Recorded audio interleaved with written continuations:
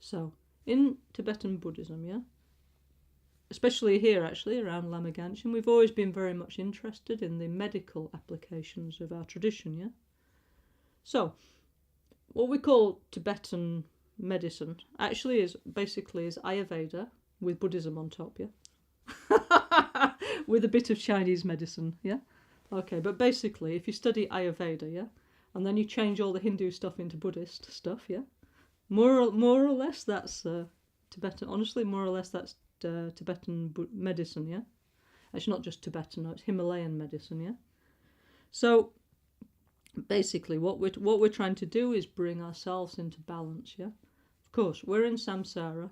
Sooner or later, everything's going to go wrong, our body and mind. But what we want for as long as possible is to be healthy, you know, and have energy, vitality, and health. Why? Because we want to do something positive, yeah. Or anyway, everybody wants to have a good life, no, regardless of whether you're interested in that, yeah. So the idea is to create balance, yeah. So the basic idea is we have three humours, yeah. Wind, we call English wind, bile, and phlegm, yeah. Okay, yeah. And we have 5 elements. From the Indian conception, we have space, wind, water, earth, and fire, yeah. Okay.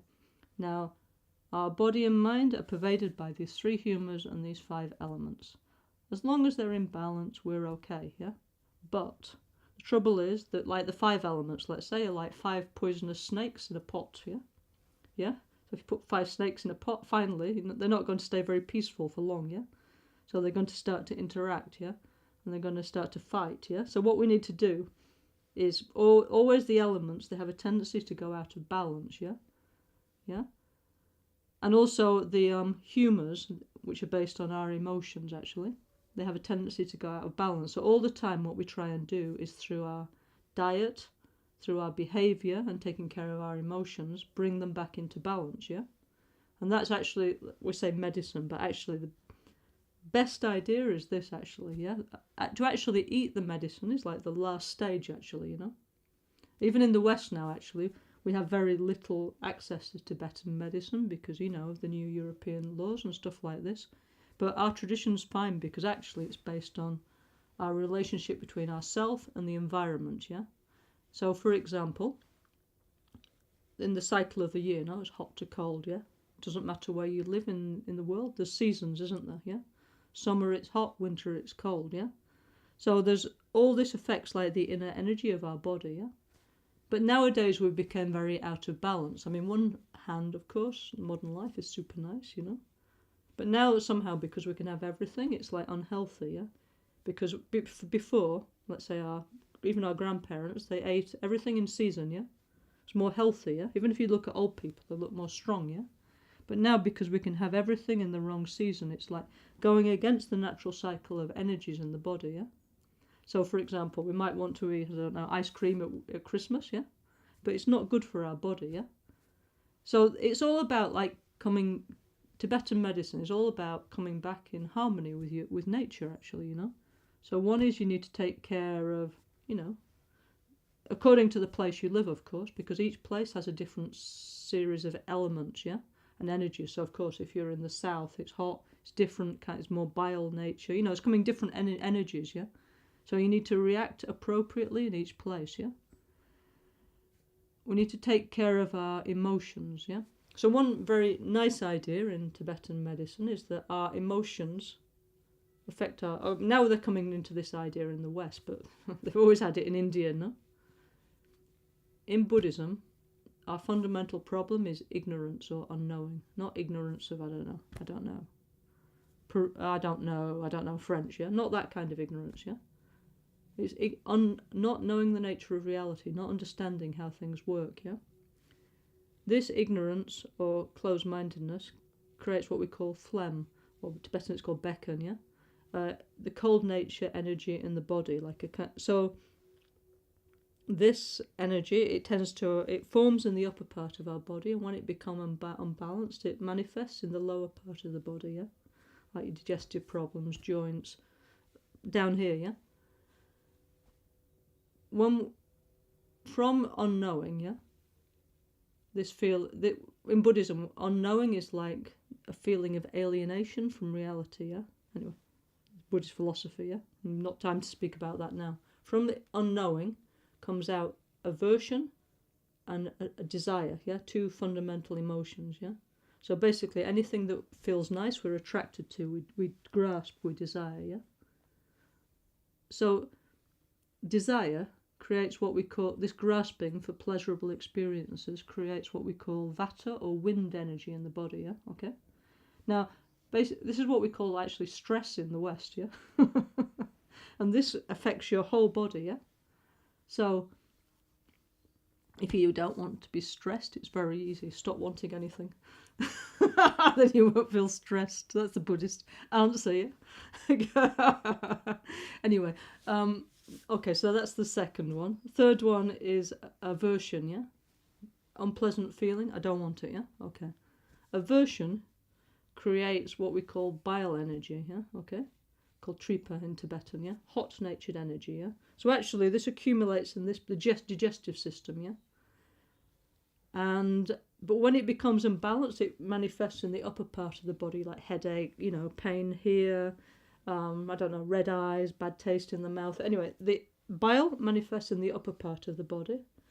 The phlegm manifests in the lower part of the body, and the stress manifests everywhere, yeah?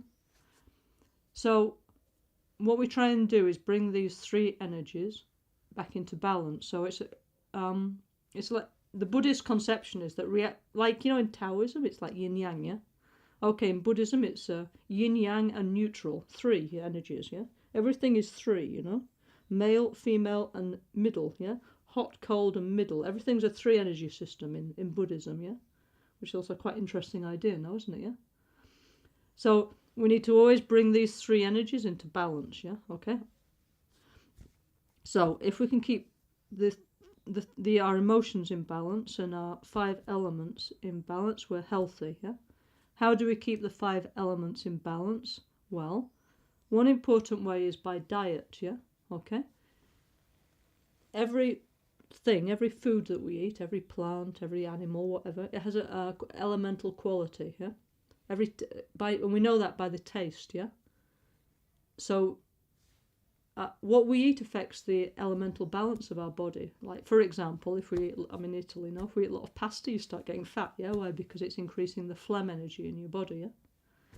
If so by taking care of the elements through the diet is a very, very important part of the Tibetan medical system. It's actually like an allopathic medical system, yeah? Because if you have if you have too much bile energy, too hot, you take cooling things, yeah? To cool down, yeah? If you have too much cold energy, you would take plants, say.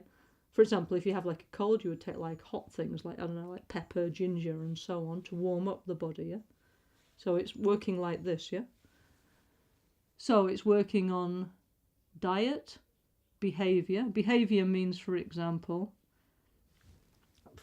if you have a bile sickness, like headaches, this hot-natured thing, you shouldn't go all the time on the beach, like too hot, yeah, it's making your bile sickness worse. You should go to a cool place, like the mountains, like here in Albagnano, yeah? So it's for example, in the winter, we should wear the right kind of clothes, So there's a whole series of things we should do to be healthy. Like, for example, don't do dangerous sports. That's one of the advice, yeah? There's a whole list of things you should do to have a long life, yeah? So diet, behavior, take care of your emotions, very important, yeah? So within that, there's also many meditation practices, yeah? Like tantric self-healing, for example, comes out of the Tibetan medical tradition, and it's nice because it explains very well how our emotions affect our body, yeah?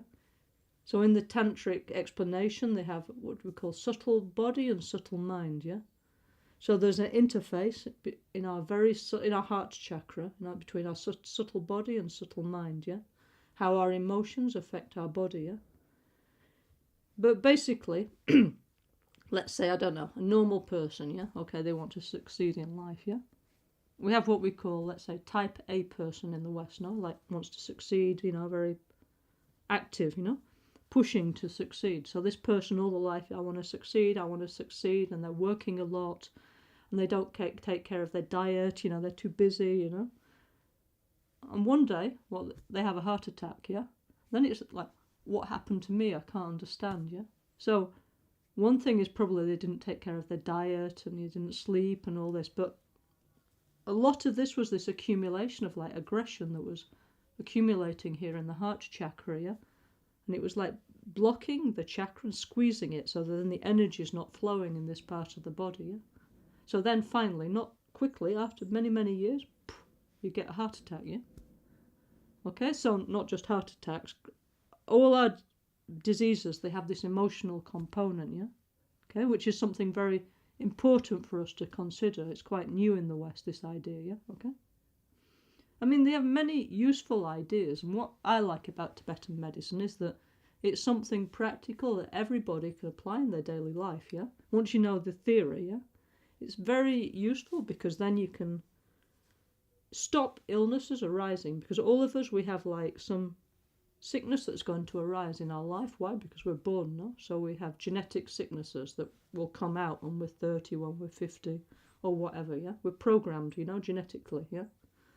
So if we understand about taking care of the diet and the behaviour and where to be and all this kind of stuff, it's much easier that when a sickness arises, we can put it down again, you know? Which is self-healing, isn't it, yeah? So a good system for healing, yeah? And I also saw that people who are doing like conventional medical treatment, you know, like, for example, you know, now is the bad time. Now many of our friends have cancer and stuff like that. If you do together with the Tibetan medicine, Tibetan healing, the conventional therapy is going much better, yeah?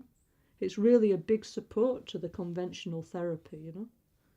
You know, so anyway, I find it a very, very useful tradition that if we learn, we can bring great benefit to our lives, you know. And there's no reason if we don't study. It's not that, okay, of course, to learn profoundly, maybe it's a bit difficult, but the theory is not so difficult, yeah. In fact, we have a book, Lama Caroline. We made a book called Rainbow of Healing Nectars, yeah. It explains the basic theory of Tibetan medicine, yeah. Have in English, Spanish and Italian and Portuguese. So if you're interested, please read our book, Lama Caline's book, yeah? Okay? Then if you're interested, there's much more, okay? So anyway, it's very useful and interesting. Thank you very much, yeah?